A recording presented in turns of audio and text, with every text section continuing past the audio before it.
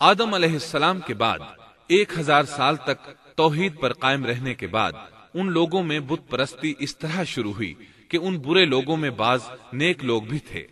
یہ برے لوگ ان نیک لوگوں سے بہت محبت کرتے تھے اور ان سے تقرب حاصل کرتے تھے، ان کی شان میں بہت مبالغہ کرتے تھے، جیسا کہ آج کل بعض لوگ علماء اور صالحین کی مدح سرائی میں زمین و آسمان کے قلابے ملاتے ہیں۔ یہی چیز بعد میں شرک کا ذریعہ بنی۔ امام بخاری رحمت اللہ علیہ نے سورہ نوح آیت 23 میں اللہ کے فرمان وَقَالُوا لَا تَذَرُنَّ آلِهَتَكُمْ وَلَا تَذَرُنَّ وَدًّا وَلَا سُوَاعًا وَلَا يَغُوثَ وَيَعُوقَ وَنَسْرًا، اور انہوں نے کہا کہ ہرگز اپنے معبودوں کو نہ چھوڑنا، اور نہ ود اور سوا اور یغوث اور یعوق اور نصر کو چھوڑنا کی تفسیر کرتے ہوئے ابن عباس رضی اللہ عنہما سے روایت کی ہے۔ وہ فرماتے ہیں کہ یہ نوح علیہ السلام کی قوم کے بعض نیک آدمیوں کے نام ہیں۔ جب وہ فوت ہو گئے تو شیطان نے ان کی قوم کے دل میں یہ بات ڈال دی کہ جہاں وہ حضرات بیٹھا کرتے تھے وہاں ان کے بت بنا کر رکھ دو اور ان کو وہی نام دو جو ان بزرگوں کے تھے۔ انہوں نے ایسا ہی کیا اور پتھر کے بت بنا کر ان کے نام ان بزرگوں والے رکھ دیے۔ اس وقت تو بتوں کی پوجا نہ ہوئی، لیکن جب یہ لوگ فوت ہو گئے اور علم مٹ گیا تب ان کی پوجا ہونے لگی۔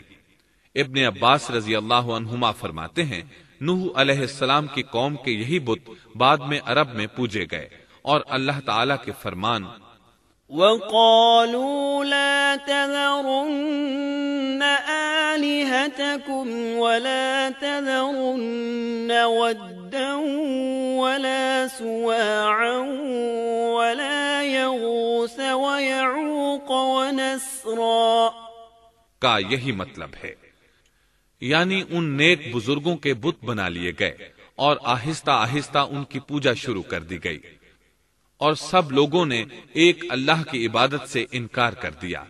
نوح علیہ السلام اکیلے اس دنیا میں موحد اور توحید پرست باقی رہ گئے۔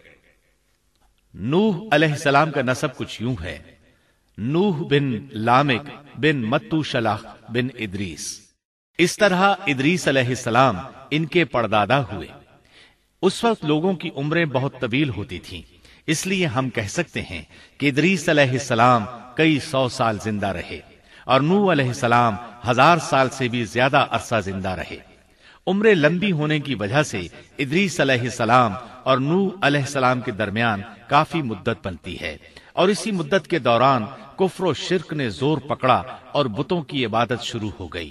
تب اللہ تعالیٰ نے نوح علیہ السلام کو زمین میں مبعوث فرمایا۔ ابن عباس رضی اللہ عنہما سے روایت ہے کہ نبی صلی اللہ علیہ وسلم نے فرمایا آدم علیہ السلام اور نوح علیہ السلام کے درمیان 10 قرن تھے، ایک قرن 100 سال کا ہوتا ہے۔ آدم علیہ السلام کے 1000 سال بعد تک لوگ توحید پر قائم رہے، پھر آہستہ آہستہ شیطان نے انہیں شرک کے راستے پر ڈال دیا، شرک عام ہو گیا، ایک اللہ کی عبادت بالکل ختم ہو کر رہ گئی۔ تب اللہ نے نوح علیہ السلام کو مبعوث فرمایا، انہوں نے اللہ کی طرف دعوت دی، انہوں نے بہت مشقت اٹھائی، جیسا کہ سورہ نوح میں اللہ فرماتے ہیں بسم اللہ الرحمن الرحیم انا ارسلنا نوحا الى قومه ان انذر قومك من قبل ان يأتيهم عذاب أليم قال يا قوم إني لكم نذير مبين أن اعبدوا الله واتقوه وأطيعون يغفر لكم من ذنوبكم ويؤخركم إلى أجل مسمى إن أجل الله إذا جاء لا يؤخر لو كنتم تعلمون۔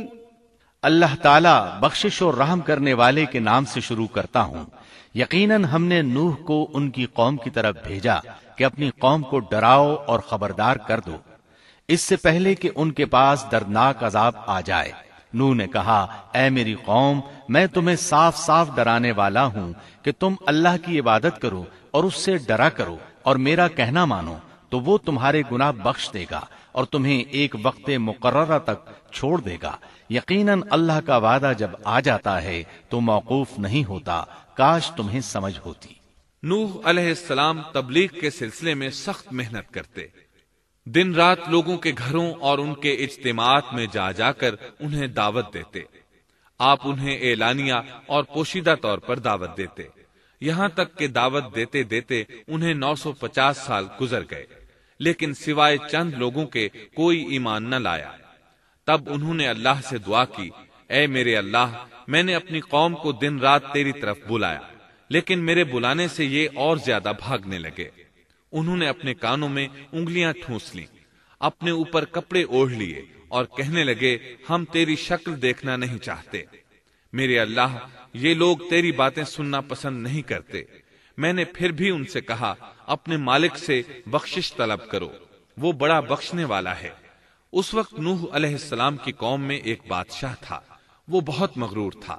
وہ قوم سے کہنے لگا، نوح کی باتوں پر کان نہ دھرنا اور نہ اس سے بحث کرنا، یہ جو کرتا ہے اسے کرنے دو، تم اپنے بتوں کی پوجا پر ڈٹے رہو۔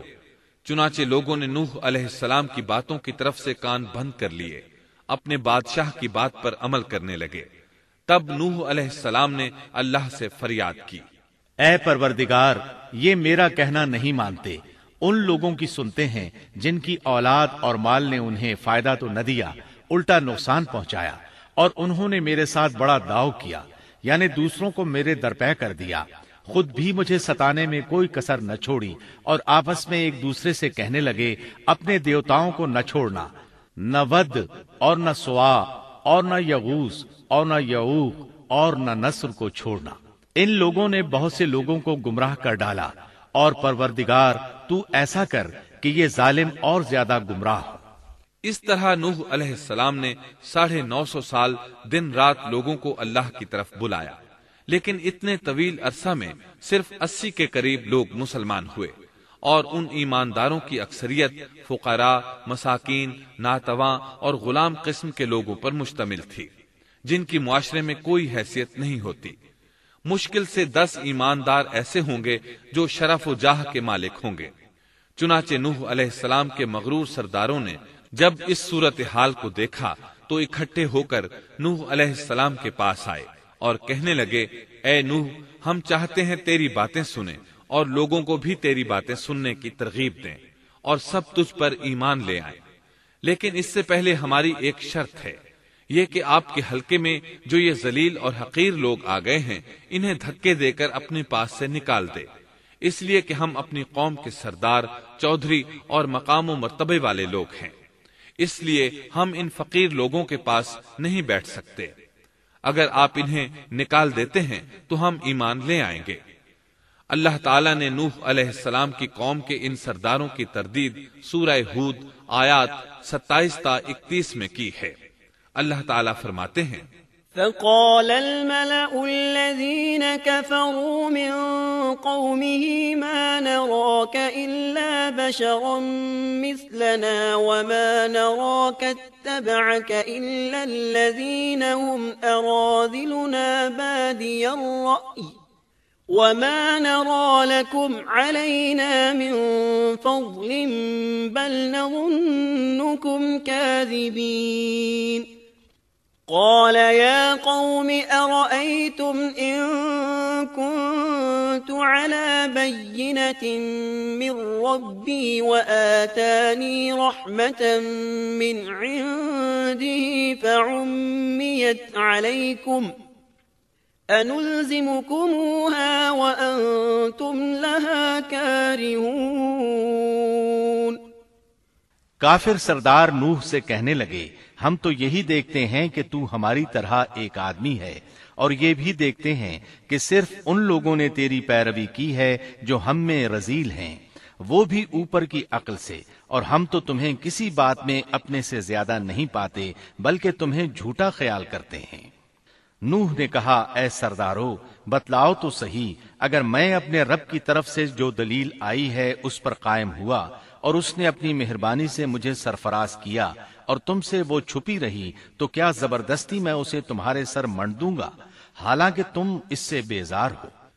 وَيَا قَوْمِ لَا أَسْأَلُكُمْ عَلَيْهِ مَالًا إِنْ أَجْرِيَ إِلَّا عَلَى اللَّهِ وَمَا أَنَا بِطَارِدِ الَّذِينَ آمَنُوا إِنَّهُمْ مُلَاقُو رَبِّهِمْ وَلَكِنِّي أَرَاكُمْ قَوْمًا تَجْهَلُونَ وَيَا قَوْمِ مَنْ يَنصُرُنِي مِنَ اللَّهِ إِن طَرَدتُّهُمْ أَفَلَا تَذَكَّرُونَ وَلَا أَقُولُ لَكُمْ عِندِي خَزَائِنُ اللَّهِ وَلَا أَعْلَمُ الْغَيْبَ وَلَا أَقُولُ لَكُمْ إِنِّي مَلَكٌ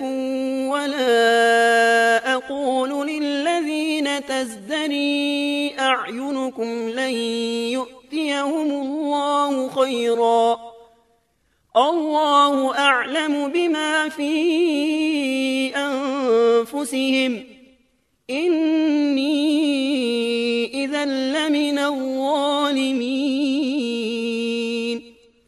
میری قوم والو، میں تم سے اس پر کوئی مال نہیں مانگتا، میرا ثواب تو صرف اللہ تعالیٰ کے ہاں ہے، نہ میں ایمانداروں کو اپنے پاس سے نکال سکتا ہوں، انہیں اپنے رب سے ملنا ہے، لیکن میں دیکھتا ہوں کہ تم لوگ جہالت کی بات کر رہے ہو۔ میری قوم کے لوگوں، اگر میں ان مومنوں کو اپنے پاس سے نکال دوں تو اللہ کے مقابلے میں میری مدد کون کر سکتا ہے؟ کیا تم کچھ بھی غور و فکر نہیں کرتے؟ میں تم سے یہ نہیں کہتا کہ میرے پاس اللہ کے خزانے ہیں اور میں غیب کا علم بھی نہیں رکھتا، نہ میں یہ کہتا ہوں کہ میں کوئی فرشتہ ہوں، نہ میرا یہ قول ہے کہ جن پر تمہاری نگاہیں ذلت سے پڑ رہی ہیں اللہ تعالیٰ انہیں کوئی نعمت دے گا ہی نہیں، ان کے دل میں جو ہے اللہ اسے بخوبی جانتا ہے، اگر میں ایسی بات کہوں تو یقیناً میرا شمار ظالموں میں سے ہوگا۔ اس پر نوح علیہ السلام کی قوم اور اکڑ گئی اور وہ کہنے لگے، اے نوح، بس بہت ہو گیا، تو نے ہمیں بہت ڈرا دھمکا دیا، اب اگر تو سچا ہے تو جس چیز کا وعدہ تو ہم سے کرتا تھا اس کو لے آ۔ نوح علیہ السلام نے ان کی بات سن کر کہا، عذاب لانا تو اللہ کا کام ہے، اللہ کو کوئی عاجز نہیں کر سکتا، اور جب اس کا عذاب آ جائے گا تو کوئی بھاگ نہیں سکے گا۔ اس کے بعد نوح علیہ السلام کی قوم کا ان سے آمنا سامنا ہوا تو انہوں نے ان سے کہا، اے میری قوم، اگر تم پر یہ گراں گزرتا ہے کہ میں تم میں رہتا ہوں اور تمہیں اللہ کی باتیں سنا رہا ہوں، تم اس سے چڑھتے ہو اور مجھے نقصان پہنچانے کے درپے رہتے ہو، تو سنو، میں صاف کہتا ہوں، مجھے تمہارا کوئی خوف نہیں، تمہاری کوئی پرواہ نہیں، تم سے جو ہو سکے کر گزرو، میرا جو بگاڑ سکتے ہو بگاڑ لو، تم اپنے شریکوں اور جھوٹے معبودوں کو بھی بلا لو اور مل جل کر مشورے کر کے بات کھول کر پوری قوت کے ساتھ مجھ پر حملہ کرو، تمہیں قسم ہے تم میرا جو بگاڑ سکتے ہو بگاڑ لو، اس میں کوئی کسر اٹھا نہ رکھو، مجھے بالکل مہلت نہ دو، اچانک مجھے گھیر لو، میں بالکل بے خوف ہوں، اس لیے کہ تمہارے راستے کو میں باطل جانتا ہوں، میں حق پر ہوں، حق کا ساتھی اللہ ہوتا ہے، میرا بھروسہ اسی عظیم ذات پر ہے، مجھے اس کی قدرت کی بڑائی معلوم ہے۔ نوح علیہ السلام نے واضح الفاظ میں اپنی قوم کو چیلنج دیا، لیکن کسی میں طاقت نہ ہوئی کہ وہ نوح علیہ السلام کا مقابلہ کر سکے، چنانچہ کہنے لگے، اسے چھوڑ دو، یہ مجنون اور بے وقوف ہے، نعوذ باللہ۔ بہرحال معاملہ اسی طرز پر چلتا رہا، یہاں تک کہ سال ہر سال گزر گئے، لیکن کوئی مسلمان نہ ہوا۔ پھر پہاڑ پر رہنے والے لوگ روز بروز برائی میں ترقی کرتے چلے گئے، اور جو لوگ شروع میں ایمان لائے تھے ان کے علاوہ اور کوئی شخص ایمان نہ لایا۔ نوح علیہ السلام انہیں مسلسل دعوت دیتے رہے مگر بے اثر۔ یہاں تک کہ اللہ تعالیٰ نے نوح علیہ السلام کی طرف وحی کی کہ اب کوئی شخص ایمان نہیں لائے گا۔ اللہ تعالیٰ سورہ ہود میں فرماتے ہیں، وَأُوحِيَ إِلَى نُوحٍ أَنَّهُ لَن يُؤْمِنَ مِن قَوْمِكَ إِلَّا مَن قَدْ آمَنَ فَلَا تَبْتَئِسْ بِمَا كَانُوا يَفْعَلُونَ۔ نوح کی طرف وحی کی گئی کہ آپ کی قوم میں سے جو ایمان لا چکے ہیں ان کے سوا اور کوئی اب ایمان نہیں لائے گا، پس آپ ان کے کاموں پر غمگین نہ ہوں۔ مطلب یہ تھا کہ آپ غم نہ کریں، اللہ کا حکم اب پورا ہونے والا ہے۔ غور فرمائیں، نوح علیہ السلام کے جذبے کو دیکھیے، مسلسل 950 سال تک دعوت دیتے رہے، لوگ انہیں جھٹلاتے رہے، لیکن پھر بھی ان سے نا امید نہ ہوئے۔ اب جب کہ اللہ کی طرف سے وحی آ گئی کہ ان میں سے اور کوئی ایمان نہیں لائے گا اور کسی میں طاقت نہیں کہ انہیں ہدایت عطا فرمائے، تو نوح علیہ السلام نا امید ہو گئے اور انہوں نے اپنی قوم پر بد دعا کی۔ اس کا ذکر اللہ تعالیٰ نے سورہ نوح آیات 26 تا 28 میں کیا ہے۔ وَقَالَ نُوحٌ رَبِّ لَا تَذَرْ عَلَى الْأَرْضِ مِنَ الْكَافِرِينَ دَيَّارًا إِنَّكَ إِن تَذَرْهُمْ يُضِلُّوا عِبَادَكَ وَلَا يَلِدُوا إِلَّا فَاجِرًا كَفَّارًا رَبِّ اغْفِرْ لِي وَلِوَالِدَيَّ وَلِمَن دَخَلَ بَيْتِيَ مُؤْمِنًا وَلِلْمُؤْمِنِينَ وَالْمُؤْمِنَاتِ وَلَا تَزِدِ الظَّالِمِينَ إِلَّا تَبَارًا۔ نوح نے کہا، اے میرے پروردگار، تو روئے زمین پر کسی کافر کو رہنے سہنے والا نہ چھوڑ۔ اگر تو انہیں چھوڑے گا تو یہ یقیناً تیرے اور بندوں کو بھی گمراہ کر دیں گے، اور ان کے ہاں جو اولاد ہوگی وہ بھی بدکار ناشکرے ہوں گے۔ اے میرے پروردگار، تو مجھے اور میرے ماں باپ کو اور جو بھی ایماندار ہو کر میرے گھر آئے اور تمام مومن مردوں اور عورتوں کو بخش دے، اور کافروں کو سوائے ہلاکت کے اور کچھ نہ دے۔ اللہ تعالیٰ فرماتے ہیں کہ جب نوح علیہ السلام نے ہمیں مدد کے لیے پکارا تو پھر ہم نے اس کی مدد کی اور اسے ایک بڑی کشتی بنانے کی وحی کی، لیکن نوح علیہ السلام نہیں جانتے تھے کہ وہ اتنی بڑی کشتی کیسے بنائے، اور نہ ہی وہ بڑھئی تھے کہ اس کام سے واقف ہوتے۔ اس لیے اللہ تعالیٰ نے ان کی طرف یہ وحی کی کہ ہماری آنکھوں کے سامنے اور ہماری وحی کے مطابق ایک کشتی تیار کرو۔ اللہ نے وحی کے ذریعے ان کی رہنمائی کی کہ وہ اس طرح کریں، اور مزید تعلیم کے لیے جبرائیل علیہ السلام کو بھیج دیا۔ وہ انہیں بتلاتے گئے کہ اس طرح کشتی تیار کرو۔ نوح علیہ السلام ایک پہاڑ پر رہتے تھے، ان کے ارد گرد درخت نہیں تھے، نہ پانی تھا، چنانچہ انہوں نے بہت سے درخت اگائے، پھر ان کو کاٹا اور پہاڑ پر بیٹھ کر کشتی تیار کرتے رہے۔ آپ بڑے بڑے تختے بناتے اور لوہا لاتے اور ان سے کیل تیار کرتے، پھر ان کیلوں کو تختوں میں ٹھوکتے، آپس میں ان تختوں کو ملاتے، یہاں تک کہ ایک بہت بڑی مضبوط اور دیو ہیکل کشتی تیار ہو گئی۔ ایک روایت کے مطابق نوح علیہ السلام نے اس کو 100 سال میں تیار کیا۔ یہ تھی وہ کشتی جسے نوح علیہ السلام نے اللہ کی ہدایت کے مطابق تیار کیا تھا۔ سورۃ القمر آیت 13 میں ارشاد ہوتا ہے، وَحَمَلْنَاهُ عَلَى ذَاتِ أَلْوَاحٍ وَدُسُرٍ، اور ہم نے نوح کو اس کشتی میں سوار کیا جو تختوں اور کیلوں سے بنی ہوئی تھی۔ نوح علیہ السلام نے دعوت کا کام چھوڑ دیا اور کشتی بنانے لگے۔ وہ لوگ جب انہیں کشتی بناتے دیکھتے تو ان کا مذاق اڑاتے، کہتے، نوح پہلے تو نبی تھا، اب بڑھئی بن گیا۔ مزید کہتے، یہ کیسا مجنون ہے کہ پہاڑ پر کشتی بنا رہا ہے، تعجب ہے اس پر۔ اللہ نے ان کافروں کے مذاق کا ذکر سورہ ہود آیات 38 اور 39 میں کیا ہے۔ وَيَصْنَعُ الْفُلْكَ وَكُلَّمَا مَرَّ عَلَيْهِ مَلَأٌ مِّن قَوْمِهِ سَخِرُوا مِنْهُ قَالَ إِن تَسْخَرُوا مِنَّا فَإِنَّا نَسْخَرُ مِنكُمْ كَمَا تَسْخَرُونَ فسوف تعلمون من يأتيه عذاب يخزيه ويحل عليه عذاب مقيم۔ نوح کشتی بنانے لگے، اس کی قوم کی جو جماعت اس کے پاس سے گزرتی وہ اس کا مذاق اڑاتی۔ وہ کہتے اگر تم ہمارا مذاق اڑاتے ہو تو ہم بھی تم پر ایک دن ہنسیں گے جیسے تم مسخرہ پن کر رہے ہو۔ تمہیں بہت جلد معلوم ہو جائے گا کہ کس پر عذاب آتا ہے جو اسے رسوا کرے اور اس پر ہمیشہ کا عذاب اتر آئے۔ اس کشتی کا حلیہ ابن عباس رضی اللہ عنہما سے ایک روایت میں یوں آیا ہے۔ وہ بیان کرتے ہیں کہ نوح علیہ السلام نے پہاڑ پر ایک کشتی تیار کی اور اسے تارکول سے لت پت کیا۔ اسی وقت سے تارکول کا ظہور ہوا۔ اس کشتی کا طول 300 گز، اونچائی 30 گز اور عرض 50 گز تھا۔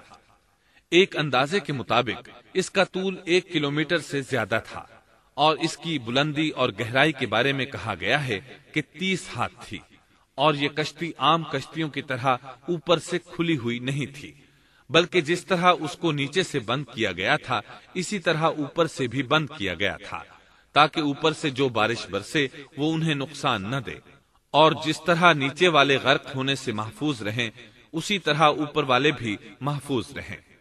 گویا وہ ایک گیند کی مانند تھی۔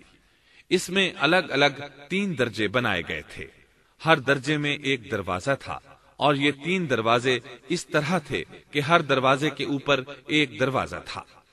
یہ اس کشتی کا حلیہ تھا جس کے راوی ابن عباس رضی اللہ عنہما ہیں۔ یہ کشتی آج بھی موجود ہے۔ اللہ تعالیٰ نے اس کشتی کو بطور عبرت اور نشانی کے باقی رکھا ہے، جیسا کہ اللہ تعالیٰ فرماتے ہیں وَلَقَدْ تَرَكْنَاهَا آيَةً فَهَلْ مِن مُدَّكِرٍ، اور بے شک ہم نے اس واقعے کو نشانی بنا کر باقی رکھا، پس ہے کوئی نصیحت حاصل کرنے والا۔ اس صدی میں علماء کے ایک گروہ نے اس کشتی کو ترکی کے ایک پہاڑ پر پا لیا ہے۔ اب وہ 2 ٹکڑوں میں تقسیم ہو چکی ہے۔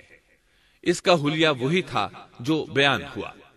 اللہ کا فرمان سچا ثابت ہو گیا کہ ہم نے اس کو نشانی بنا کر باقی رکھا ہے۔ اس کے بعد طوفان آیا۔ اللہ تعالیٰ نے نوح علیہ السلام کو اس طوفان کے ظہور کی ایک نشانی اور علامت بتلائی تھی۔ نوح علیہ السلام کے گھر میں ایک تنور تھا۔ اللہ نے فرمایا جب یہ تنور جوش مارنے لگے اور پانی اس سے ابلنے لگے تو سمجھ لینا اللہ کا وعدہ آ گیا۔ چنانچہ اس وقت مومنوں کو اور اپنے اہل و عیال کو اور زمین پر بسنے والے تمام جانوروں کا جوڑا جوڑا اس کشتی میں سوار کر لینا۔ تنور سے کیا مراد ہے، اس کے متعلق مفسرین میں اختلاف ہے۔ بعض کہتے ہیں کہ اس سے مراد ایک چشمہ ہے جو زمین سے نکلتا ہے، لیکن راجح روایات کے مطابق اس سے مراد معروف تنور ہے جس میں آگ جلا کر روٹیاں پکائی جاتی ہیں۔ یہ تنور نوح علیہ السلام کے گھر میں تھا، اور اسی کو اللہ نے طوفان کے آنے کی علامت بتایا اور فرمایا کہ جب یہ پھوٹ پڑے اس وقت ہر چیز کا جوڑا جوڑا کشتی پر سوار کر لینا۔ اللہ تعالیٰ سورہ ہود آیت 40 میں فرماتے ہیں حَتَّى إِذَا جَاءَ أَمْرُنَا وَفَارَتِ النُّورُ قُلْ نَحْمِلْ فِيهَا مِن كُلٍّ زَوْجَيْنِ 2 وَأَهْلَكَ إِلَّا مَن سَبَقَ عَلَيْهِ الْقَوْلُ وَمَا آمَنَ مَعَهُ إِلَّا قَلِيلٌ۔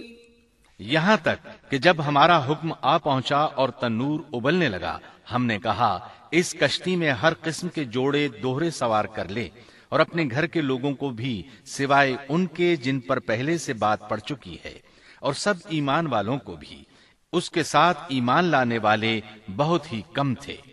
کشتی میں سوار ہونے والوں کی تعداد 80 بتائی جاتی ہے۔ چنانچہ جب تنور جوش مارنے لگا تو نوح علیہ السلام کشتی میں سوار ہو گئے۔ کشتی ان کی بستی میں لوگوں سے دور پہاڑ پر تھی۔ اللہ کی قدرت کہ تمام قسم کے جانور بھی کشتی کے پاس آ گئے۔ نوح علیہ السلام نے انہیں بھی سوار کر لیا۔ اللہ تعالیٰ سورۃ القمر آیات 11 اور 12 میں فرماتے ہیں ففتحنا أبواب السماء بماء منهمر وفجرنا الأرض عيونا فالتقى الماء على أمر قد قدر پس ہم نے آسمان کے دروازوں کو زور کی بارش سے کھول دیا اور زمین کے چشموں کو جاری کر دیا، پس اس کام پر جو پانی مقرر کیا گیا تھا خوب جمع ہو گیا۔ آسمان سے نازل ہونے والا اور زمین سے نکلنے والا پانی کتنا تھا اس کا اندازہ اللہ ہی کو ہے۔ بہرحال اس پانی نے زمین پر رہنے والے انسان، چوپائے، حیوانات، غرض ہر چیز کو غرق کر دیا۔ اس بارے میں اللہ فرماتے ہیں، نوح نے اپنی قوم سے تنگ آ کر ہمارے حضور دعا کی، ہم تو ہیں ہی بہترین طور پر دعاؤں کے قبول کرنے والے۔ فوراً ان کی دعا قبول کر لی اور اس تکلیف اور ایذا سے انہیں بچا لیا جو انہیں کفار سے روزمرہ پہنچ رہی تھی، اور ان کی اولاد کو ہم نے باقی رہنے والی بنا دیا، یعنی انہی کی اولاد سے پھر سے دنیا آباد ہوئی، کیونکہ صرف وہی لوگ بچے تھے جو کشتی پر سوار تھے، اور ہم نے ان کا ذکر خیر پچھلوں میں باقی رکھا۔ نوح علیہ السلام پر تمام جہانوں میں سلام ہو، ہم نیکی کرنے والوں کو اسی طرح بدلے دیتے ہیں، وہ ہمارے ایماندار بندوں میں سے تھا، پھر ہم نے باقی سب کو غرق کر دیا۔ اللہ مزید فرماتے ہیں، جب پانی میں طغیانی آ گئی تو اس وقت ہم نے تمہیں کشتی میں چڑھا لیا تاکہ اس کو تمہارے لیے نصیحت اور یادگار بنا دیں، تاکہ یاد رکھنے والے کان اس کو یاد رکھیں۔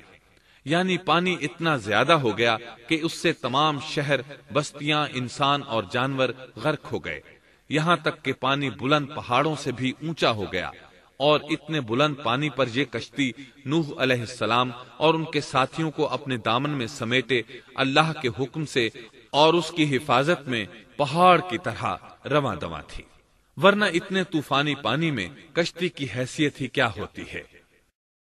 نوح علیہ السلام کشتی میں سوار ہوئے اور انہوں نے اپنے ساتھیوں کو حکم دیا کہ وہ یہ دعا پڑھیں، بسم اللہ مجریہا ومرساہا ان ربی لغفور رحیم۔ اللہ ہی کے نام سے اس کشتی کا چلنا اور ٹھہرنا ہے، یقیناً میرا پالنے والا بڑی بخشش اور رحم والا ہے۔ یہی اللہ کا حکم آپ کو تھا کہ جب تم اور تمہارے ساتھی ٹھیک طرح بیٹھ جاؤ تو کہنا، الحمد للہ الذی نجانا من القوم الظالمین وقل رب انزلنی منزلا مبارکا وانت خیر المنزلین۔ سب تعریف اللہ ہی کے لیے ہے جس نے ہمیں ظالم لوگوں سے نجات عطا فرمائی، اور کہنا کہ اے میرے رب مجھے بابرکت اتارنا اور تو ہی بہتر اتارنے والا ہے۔ اللہ تعالیٰ نوح علیہ السلام کو نصیحت کر رہے ہیں کہ اللہ آپ کو اور آپ کے اہل کو نجات عطا فرمائیں گے۔ کشتی میں نوح علیہ السلام کے کافر بیٹے کے علاوہ تمام گھر والے سوار تھے۔ آپ کے کافر بیٹے کا نام کنعان تھا، وہ ایک طرف کھڑا تھا۔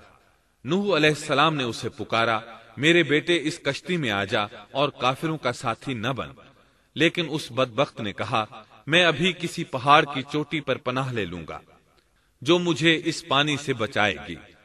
نوح علیہ السلام نے کہا، آج اللہ کے حکم سے کوئی بچانے والا نہیں مگر وہی جس پر اللہ رحم کرے۔ باپ اور بیٹے کے درمیان یہ گفتگو جاری تھی کہ ایک طوفانی موج نے اسے اپنی زد میں لے لیا اور اسے غرق کر دیا۔ نوح علیہ السلام سے اللہ نے وعدہ کر رکھا تھا کہ اللہ تعالیٰ اس کے اہل کو نجات عطا فرمائے گا۔ چنانچہ جب آپ کی آنکھوں کے سامنے آپ کا بیٹا غرق ہو گیا تو وہ پکار اٹھے، اے اللہ، میرا بیٹا میرے گھر والوں میں سے تھا اور تو نے مجھ سے وعدہ کیا تھا کہ میرے گھر والوں کو نجات عطا فرمائے گا، اور تو تمام حاکموں سے بہتر حاکم ہے، لہذا ناممکن ہے کہ تیرا وعدہ پورا نہ ہو۔ واضح ہو کہ نوح علیہ السلام کا اپنے بیٹے کے بارے میں بات کرنا بطور استفسار تھا، بطور بحث نہیں تھا۔ آپ وضاحت چاہتے تھے۔ اللہ تعالیٰ نے فرمایا، اے نوح، وہ تیرے اہل سے نہیں تھا کیونکہ وہ کافر تھا۔ کفر نسب کو ختم کر دیتا ہے۔ ایک مومن کا دوسرے مومن سے تعلق ایک مسلمان بھائی کے کافر بھائی سے تعلق سے زیادہ بڑا ہے، اور حقیقی اخوت وہ ہے جس کی بنیاد ایمان پر ہو۔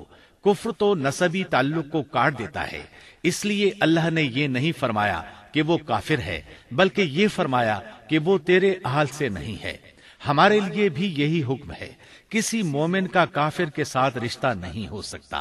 اس کے ساتھ اللہ نے نوح علیہ السلام کو نصیحت فرمائی کہ آپ ہرگز وہ چیز نہ مانگیں جس کا آپ کو مطلقاً علم ہی نہ ہو، اور ہم آپ کو نصیحت کرتے ہیں کہ جاہلوں میں اپنا شمار کرانے سے باز رہیں۔ جب نوح علیہ السلام یہ بات جان گئے کہ ان کا سوال واقعے کے مطابق نہیں تھا تو فوراً اس سے رجوع کر لیا اور اللہ تعالیٰ سے اس کی رحمت اور مغفرت کے طالب ہوئے۔ اس موقع پر انہوں نے دعا کی، قال رب إني أعوذ بك أن أسألك ما ليس لي به علم وإلا تغفر لي وترحمني أكن من الخاسرين۔ نوح علیہ السلام نے کہا، اے میرے پروردگار، میں تیری ہی پناہ چاہتا ہوں اس بات سے کہ تجھ سے وہ مانگوں جس کا مجھے علم ہی نہ ہو۔ اگر تو مجھے نہ بخشے گا اور تو مجھ پر رحم نہیں کرے گا تو میں خرابی والوں میں ہو جاؤں گا۔ یہ دعا انہوں نے مانگی۔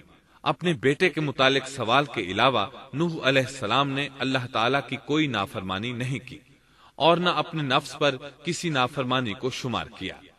کشتی نوح علیہ السلام اور ان کے ساتھیوں کو لیے پانی کی موجوں پر بلند ہو رہی تھی، اور زمین پر موجود ہر چیز، انسان، حیوانات، چوپائے، پرندے غرق ہو چکے تھے۔ ان میں کوئی بھی باقی نہیں بچا تھا۔ اگر کوئی زندہ بچا تھا تو کشتی والے۔ ابن عباس رضی اللہ عنہما سے روایت ہے کہ نوح علیہ السلام اور ان کے ساتھی 6 ماہ کشتی میں رہے، اور بعض روایات میں یہ بھی ہے کہ وہ محرم کی 10 تاریخ کو کشتی سے نیچے اترے۔ آخر اللہ کے حکم سے طوفان رک گیا۔ اللہ نے زمین کو حکم دیا کہ وہ تمام پانی کو نگل جائے۔ زمین نے سارا پانی نگل لیا، زمین خشک ہو گئی۔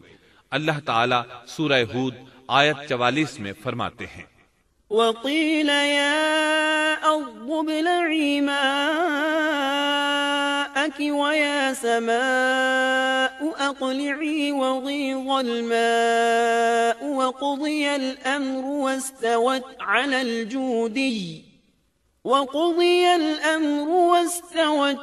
الجودي وقيل بعدا للقوم الظالمين۔ اور فرما دیا گیا کہ اے زمین اپنے پانی کو نگل جا، اور اے آسمان بس کر تھم جا۔ اسی وقت پانی سکھا دیا گیا اور کام پورا کر دیا گیا، اور کشتی جودی نامی پہاڑ پر جا ٹھہری، اور فرما دیا گیا کہ ظالم لوگ اللہ کی رحمت سے دور ہیں۔ کشتی جودی پہاڑ پر جا کر ٹھہر گئی۔ اب انہیں حکم ہوا کہ سلامتی کے ساتھ کشتی سے اتر آئے۔ آپ پر بھی برکت نازل ہوگی، اور ان قوموں پر بھی جو آئندہ آپ کی نسل سے پیدا ہوں گی، اور آپ کی نسل میں سے کچھ لوگ ایسے بھی ہوں گے جنہیں ہم فائدہ تو ضرور پہنچائیں گے، پھر انہیں ہماری طرف سے دردناک عذاب پہنچے گا۔ بہت سی روایات میں یہ بات مذکور ہے کہ نوح علیہ السلام ایک لمبی مدت یعنی 6 ماہ کشتی میں طوفان تھم جانے کا انتظار کرتے رہے۔ آپ نے طوفان کے حالات معلوم کرنے کے لیے ایک کبوتر بھیجا جو واپس آ گیا۔ اسے پاؤں رکھنے کو جگہ نہ ملی۔ اسے دوبارہ بھیجا گیا تو وہ پھر واپس آ گیا۔ چند دن بعد اسے پھر بھیجا گیا تو وہ اپنی چونچ میں زیتون کی ایک ٹہنی لیے ہوئے تھا۔ اس سے نوح علیہ السلام نے معلوم کر لیا کہ پانی زمین سے کچھ ہی اونچا رہ گیا ہے اور درخت وغیرہ اگ چکے ہیں۔ کچھ دن بعد اسے پھر بھیجا گیا۔ اس مرتبہ وہ واپس لوٹا تو اس کے پاؤں خاک آلود تھے۔ نوح علیہ السلام نے سمجھ لیا کہ طوفان رک گیا اور زمین خشک ہو چکی ہے۔ سیرت کی کتب میں یہ واقعہ موجود ہے۔ اسی کی بنیاد پر سیرت نگاروں کا کہنا ہے کہ کبوتر کا آنا سلامتی کی علامت تھا، اور اس کی چونچ میں زیتون کی ٹہنی نوح علیہ السلام کی بادشاہت کی طرف اشارہ تھا۔ اس طرح نوح علیہ السلام زمین پر اتر آئے۔ اس وقت اولاد آدم میں سے کوئی انسان سوائے ان لوگوں کے زندہ نہیں بچا تھا۔ جزیرہ عرب، فلسطین اور ان کے ارد گرد کا علاقہ غرق ہونے سے محفوظ رہا۔ ان کے علاوہ تمام زمین غرق ہوئی تھی۔ سب کے سب طوفان کی نذر ہو گئے۔ صرف نوح علیہ السلام سے اولاد پیدا ہوئی اور زمین میں ان کی اولاد کے علاوہ اور کسی کی نسل باقی نہ رہی۔ اسی وجہ سے نوح علیہ السلام کو آدم ثانی اور ابو البشر ثانی کہا جاتا ہے، کیونکہ تمام کے تمام بشر انہی کی طرف منسوب ہیں۔ سورۃ الصافات آیات 75 تا 77 میں اسی طرف اشارہ ہے۔ وَلَقَدْ نَادَانَا نُوحٌ فَلَنِعْمَ الْمُجِيبُونَ وَنَجَّيْنَاهُ وَأَهْلَهُ مِنَ الْكَرْبِ الْعَظِيمِ وَجَعَلْنَا ذُرِّيَّتَهُ هُمُ الْبَاقِينَ۔ اور ہمیں نوح نے پکارا تو دیکھ لو کہ ہم کیسے اچھے دعا قبول کرنے والے ہیں۔ ہم نے اسے اور اس کے فرمانبرداروں کو اس زبردست مصیبت سے بچا لیا۔ اس کی اولاد ہم نے باقی رہنے والی بنا دی۔ ایک دوسرے مقام پر اللہ تعالیٰ دیگر امم اور رسولوں کے متعلق کلام کرتے ہوئے فرماتے ہیں، اے ان لوگوں کی اولاد جنہیں ہم نے نوح کے ساتھ چڑھا لیا تھا، وہ ہمارا بڑا ہی شکر گزار بندہ تھا۔ نوح علیہ السلام کے 3 بیٹے تھے، سام، حام اور یافس۔ سام کی نسل زیادہ تر سفید رنگت کی تھی اور بہت کم لوگ ان میں سیاہ فام تھے، البتہ کچھ ان میں گندمی تھے۔ حام کی اولاد کی اکثریت سیاہ فام تھی، ان میں بہت کم لوگ سفید رنگ کے تھے، اور یافس کی اولاد سرخی مائل رنگ کی تھی۔ عرب اور بنو اسرائیل سام کی اولاد ہیں، تمام حبش حام کی اولاد ہیں، ترک اور مشرقی ایشیا کے لوگ یافس کی اولاد ہیں۔ طوفان کے بعد نوح علیہ السلام اللہ کے بندوں میں 350 سال تک زندہ رہے، اور وہ اللہ کے قول عبدن شکورن کے مصداق تھے۔ پھر نوح علیہ السلام فوت ہو گئے۔ راجح ترین روایات کے مطابق آپ مکہ میں دفن ہوئے، ایک دوسری روایت کے مطابق آپ لبنان میں دفن ہوئے۔